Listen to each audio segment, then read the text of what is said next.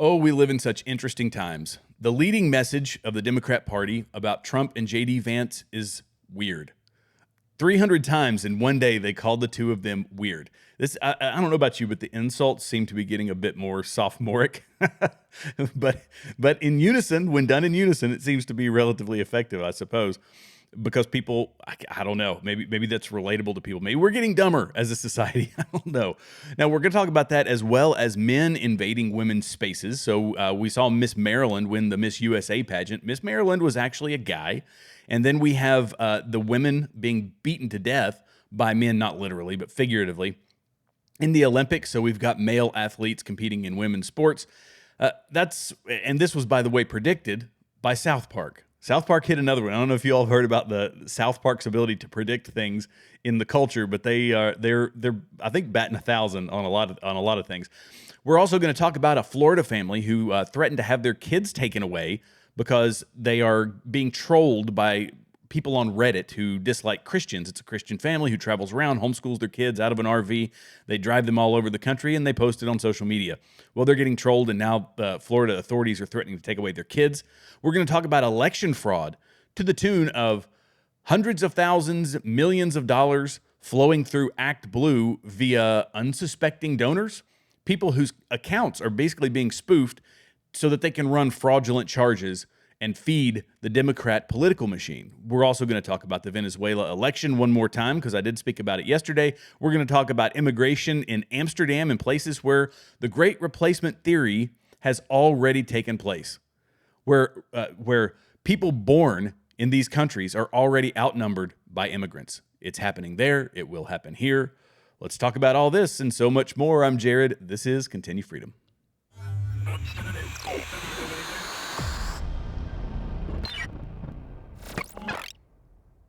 And welcome back to Continue Freedom. If this is your first time here, welcome. Be sure to like, subscribe, leave comments below. We're on X, Locals, Rumble, and YouTube. And really appreciate the likes, really appreciate the comments, definitely appreciate the subscribers. I'm going to give you an opportunity as well. If you would like, go to continuefreedom.com and sign up for my mailing list because the merch will be coming. I'm working with some printers. I'm going to have some great patriotic apparel, and we are reviving the Devout American patriotic apparel brand that I had years ago. And I left it behind for another business, and I'm revamping it now. So go to continuefreedom.com, sign up for that mailing list, and you'll be the first ones notified when this beautiful, wonderful patriotic apparel is available for purchase. And then you can wear your patriotism loud and proud for all the world to see. And you will help support my channel. That would be fantastic. So the first thing we are going to talk about is the sophomoric messaging of the Democrat Party, albeit it seems to be relatively effective. There's a lot of polls that are now in 7 national polls was the last thing that I saw. Kamala Harris is leading Donald Trump. And, this is only a portion of that. A lot of it has to do with the identity politics that I talked about in my last episode. But this is the unified message of the left is something that you have to give them kudos on. And legacy outlets, CNN and MSNBC, have called those on the Trump-Vance ticket weird over 160 times per outlet in a single day. The new messaging from Democrats and liberal pundits appears to be the latest common talking point as Vice President Kamala Harris is running against them instead of Biden. So this comes from CNN and MSNBC. Weird, weird, weird. They parrot things in unison, unlike anything I've ever seen. And it's all for the party, right? This is CNN and MSNBC are not MSNBC I think has always been biased, but CNN, the most trusted name in news, they can't carry that tagline anymore. That slogan does not apply to CNN. They are simply a media wing of the Democrat Party. But according to analysis done by the Daily Caller News Foundation, the 2 left-wing outlets on Monday alone this week referenced to either Trump or Vance as being weird a combined total of over 300 times. Democrat Governor Tim Walz of Minnesota has been credited with starting the label as a talking point when he was on Morning Joe. Now, Vance has got, I've had mixed emotions about J.D. Vance. I know that J.D. Vance was very much anti-Trump back in 2016. Anybody can have the right and has the right to change their mind. I changed my mind. I didn't vote for Donald Trump in 2016, but I most definitely did in 2020, and I most definitely will this year. But he had things like the childless cat lady's comment and saying that they were miserable at their own lives. This is, of course, being resurfaced, and he has given some explanations for that. You can go and find it, but nonetheless, the ability for people to be recalled, old things that they said, taken out of context. This is what we have to sift through in the media messaging. And J.D. Vance, Donald Trump owns it. J.D. Vance, he seems to be handling it pretty well also. So MSNBC host John Lemire said, I think that my colleagues are pointing out the obvious, that the agenda, the way they talk to people, the way they address people, it is bizarre. It is weird. It is weird, they say. And, I'll be honest, Democrat voters tend to fall for this, but any like low-hanging fruit, like just calling them weird, yeah, of course, people are going to parrot it. They're going to repeat it because I honestly don't believe that they can think for themselves. And while that's weird, people have been posting the memes of the guys, the transgender guys with prosthetic appendages and transgender folks doing all that, and the people with the rainbow hair and the nose rings and all the odd changes that they make to their body because they're 40-year-olds still trying to discover themselves. They don't see that as weird, but they see a Midwestern dude running for president with a family and believes in Christian values, or at least says he does. That's weird to them. Now, I would say that there's other forms of weird. When Kamala, she spoke out for the first time of this campaign without a script, and it went exactly as you would expect. So says End Wokeness, which if you are on X, if you follow anything on X, this is a definitely one that you need to go follow. They have millions of viewers. But let's listen to this very deep analysis by Kamala Harris. An extraordinary testament to the importance of having a president who understands the power of diplomacy and understands the strength that rests in understanding the significance of diplomacy and strengthening alliances. This is an incredible day. That's a very deep analysis. This is what happens when she goes off script. She is about as intellectually deep as as a mud puddle on the sidewalk. That lady she is vacuous. She has no idea what she's doing. So that's not weird. That's not weird. But J.D. Vance being a typical Midwestern dad, that is weird. Okay, fine. Let's go with that. And this isn't weird. If y'all don't remember, Miss USA was won by a man, and this is part of the kind of what I was talking about yesterday when I was briefly discussing what was going on in the Olympics and the fact that they are trying to push this transgender movement down everybody's throat. And according to this article, this is from the Post-Millennial, they said, the prettiest girl in Maryland is officially a man who identifies as trans. So say the judge of the Miss Maryland USA contest who crowned Bailey Ann Kennedy as Miss Maryland. Kennedy doesn't just credit Kennedy's beauty for Kennedy's success, but says that the win has been a whirlwind because I knew it was bigger than me. This is all about projection. This is identity politics at its core. But this is men taking over women's spaces. Now, beauty competitions, that's less of an impressive feat, I guess, because I suppose with any plastic surgeon, you can make things happen that I don't even want to get into it. But what we are seeing are things like this. This is the disturbing side of this. And again, I told you in the intro that SouthPark was making some amazing predictions. But if you look here, this is an old video of SouthPark overlaid with a man from Algeria beating up a woman from Italy. And that's Randy Macho Man Savage on the top, beating up a woman, arm wrestling people, winning the competition. And there you go. You've got a man down at the bottom. This is today winning the Olympics over a woman. And of course, there was the clip of the guy, the boxer, when he was walking away, reaching out and grabbing her chest.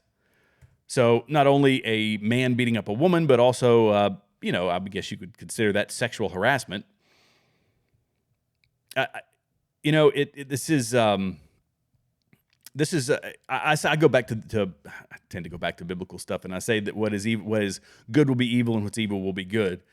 And men are meant to be protectors of women. And as I said yesterday, the man bun guy from the White Dudes for Harris Zoom call that was all over the internet that had hundreds of thousands of people watching it, He was talking about traditional roles of masculinity and men providing for women, things that have guided our society for millennia. Those are wrong, and those are outdated ideas. But men beating up women is the new norm. You can understand why people would be rejecting this. A lot of people are rejecting this. And if you cave to this and say, no, it's, I can't, I'm so afraid to speak out about this because this is some protected class of people, that I'm just going to let it happen. Being complicit and being silent about this stuff is the same as just allowing it. If we sit by and don't say anything about what's happening in our politics, if we sit by and we say, no, I can't get involved. I'm not going to be, I'm supposed to be in this world. I'm not supposed to be of this world. I'm going to just stay silent, stay away from it, not be involved. Then things like this will continue to spiral out of control. We have to speak up about these things. We have to recognize wrong where wrong exists. And men beating up women is wrong. Period.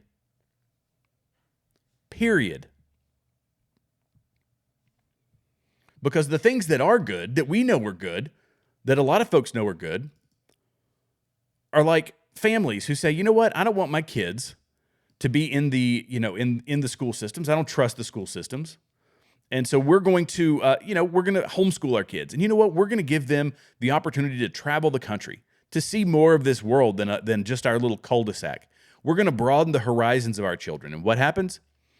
Trolls on Reddit will call the Child Protective Services, or the Department of Children and Families, as they call it in Florida, after anti-Christian trolls weaponized Child Protective Services against JD and Brittany Lott, who have, I believe, 8 kids. So they have 8 kids. They're traveling around the country. Their kids are being homeschooled. They're probably getting a better education than anybody in the public schools. And they get vilified. These people are evil. These people are wrong, all because anti-Christian trolls want to attack them. And the Lotts contacted the Texas-based nonprofit, the Family Freedom Project, FFP, which helps families wrongly accused of child abuse by government agencies' protective services. The FFP gave the Lotts a lawyer who advised them to have a professional doctor at the hospital conduct the investigation.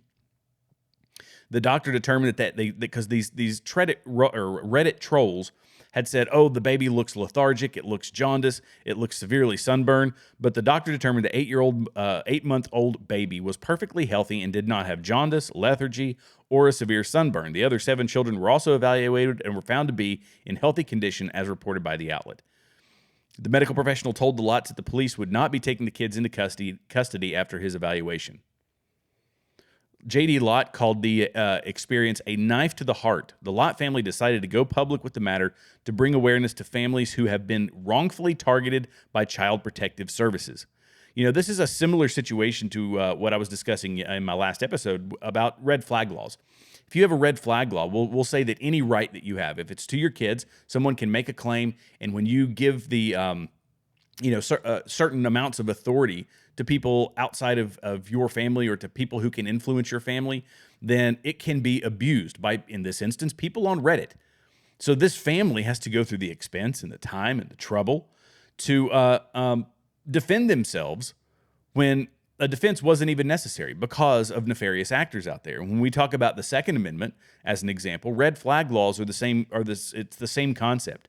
An angry girlfriend or somebody on social media can make false accusations, put you through undue stress, pressure, put you in dangerous situations. When we talk about certain social media personalities being swatted, I don't know if you've ever heard of that, but people get swatted by folks on social media calling the police, making some outrageous allegation against the person, and essentially once they're doxxed, which means people release private information like where they live and all that sort of stuff. But anyways, these trolls will call police, make false claims. The police will show up at your house.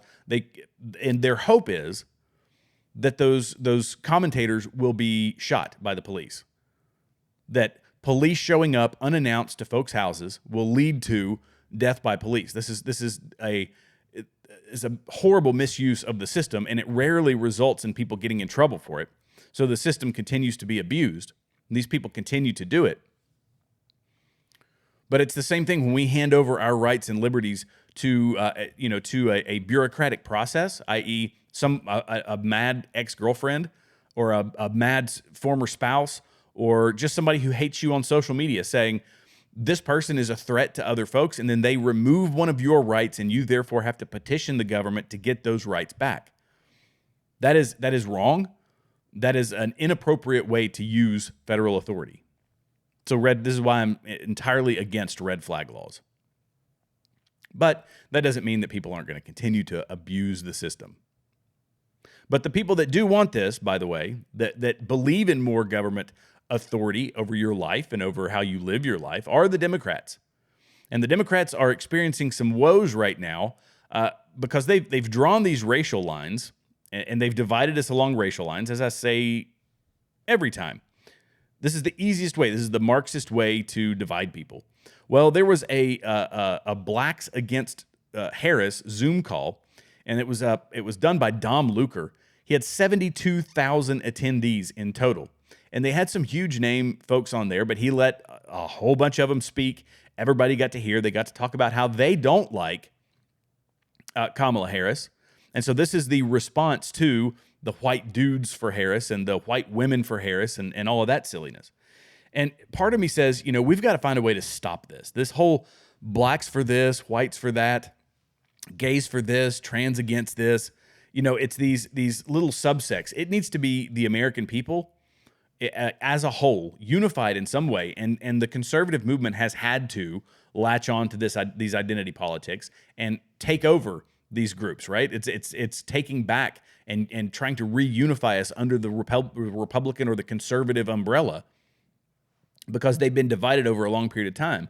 And so at times I feel like we're feeding that by saying, hey, we're going to have, or our side is going to have, blacks against Harris. Okay, fine. But that's not the long-term solution, right? The long-term solution is some form of unity under shared ideals and shared worldview, because that's where we have divided. All right. This is why I talk politics and I talk about culture, because that is where everybody is communicating. And so from that lower level, we have to bring people from the leftist worldview over to the right, more conservative worldview underneath Judeo-Christian principles and values. Doesn't mean you have to be Christian. It just means that those shared values that we had for 200 years or just shy of 200 years that have now been pushed to the wayside and are continuing to be pushed to the wayside as we remove God from church, in some cases we've removed God from church, but God from the schools, and the understanding our history, the history of those men, those brave men that penned our Declaration of Independence and wrote our Constitution, and how that brought us to great prosperity because we had at least some shared common values: strong families, loving marriages, raising kids right. Less divorce. No fault divorce has been horribly destructive to our country. All these things that are now commonplace. The idea of what an ideal family should look like is not a broken family or a polygamous family or any other two men with one of them pretending to be a woman.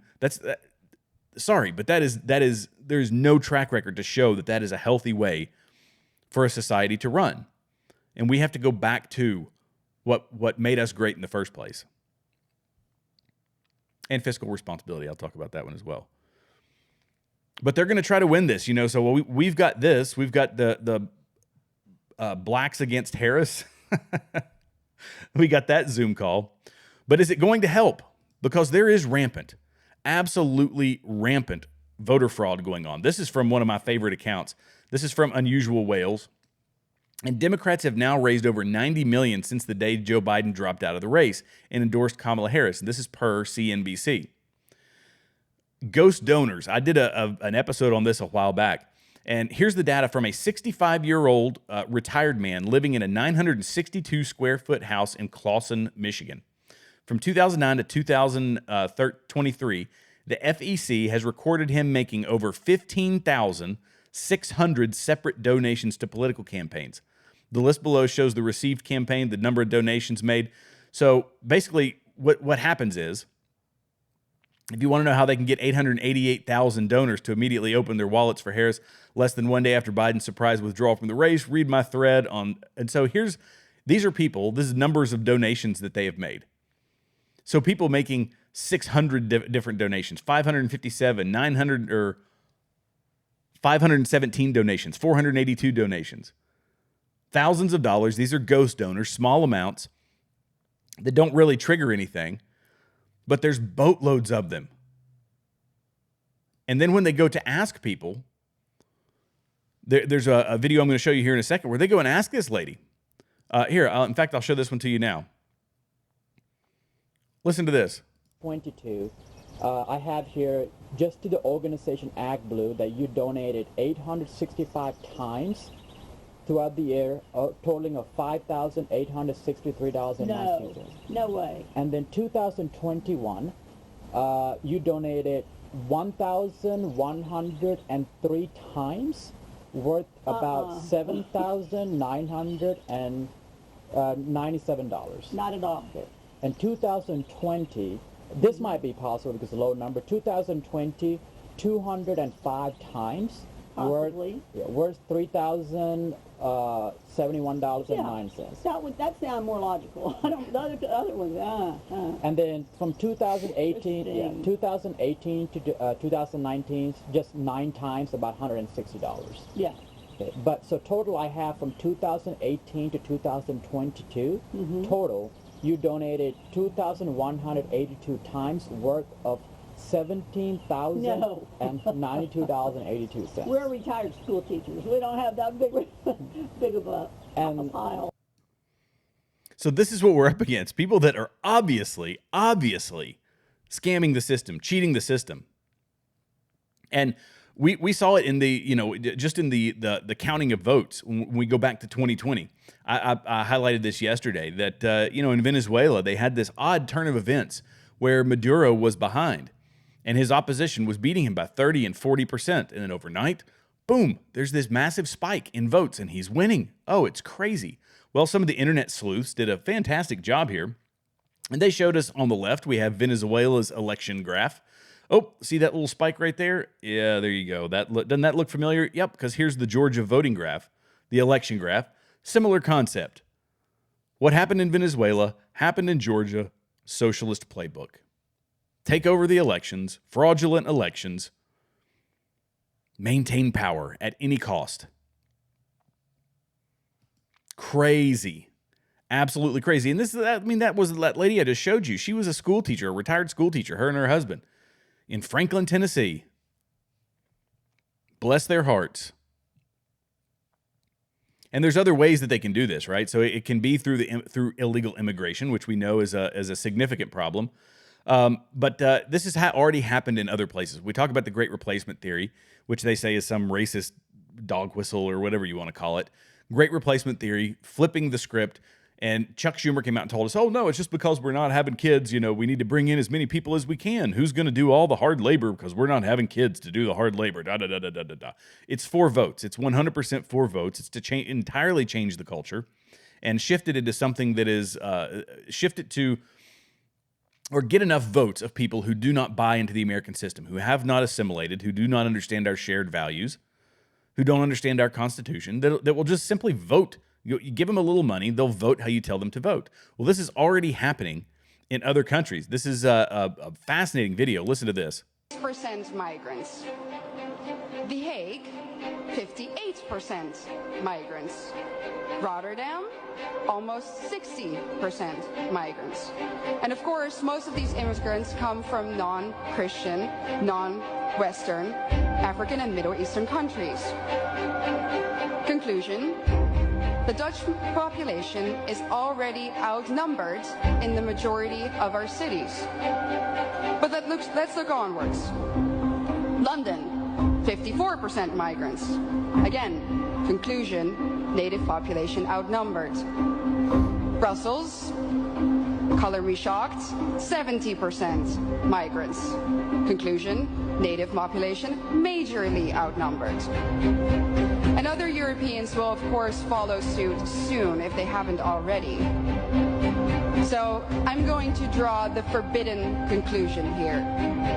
The Great Replacement Theory is no longer a theory. It's reality. And what what's interesting about replacement is that the establishment will either deny its existence, or when they admit to it, they say that it's a good thing that the native European population is soon no longer a majority on its own continent. Amsterdam. So there you go. It's already happened in certain parts of the country. And look, I'll give you I'll try to continue to reiterate this, is I don't have a problem with immigration in and of itself. Immigration done through the legal system where people are vetted and people take a civics test and they understand that they're coming into a country where we have a constitution, we have a Bill of Rights, we have certain values that we hold dear. And this is what you have to assimilate to. We are an English-speaking country. You can't come in here not speaking English. You can learn as you come here, but there's a whole vetting process that goes into this. I'm fine with that. And if you want to try to shorten the process, go ahead, shorten the process. If the H-1B visas, people who come in temporarily to do some sort of work and then they leave. I've worked with guys like that. I worked with some guys like that at a golf course years ago. And they would come from Mexico. They would work throughout the summer. In the winter, they would go back to Mexico. They were earning a boatload of money, but that was where they lived. They weren't overstaying their visas.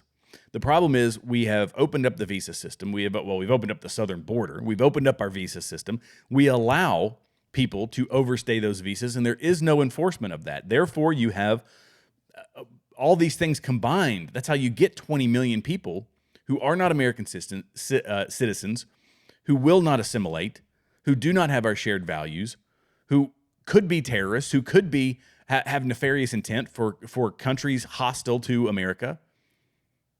This is putting our own people in danger, and that's what we have to avoid. Immigration is fine. Do it legally. Go through the proper process and the proper procedures. And by taking that effort, people have a vested interest in assimilating because they went through, they had to jump through the hoops. It was a difficult process, and it was a painstaking process. And that tests their resolve so that when they finally do get here, they become productive citizens like the rest of us. That's my beef with it. But they don't care. This is about shifting the demographics, all based on what I was showing you.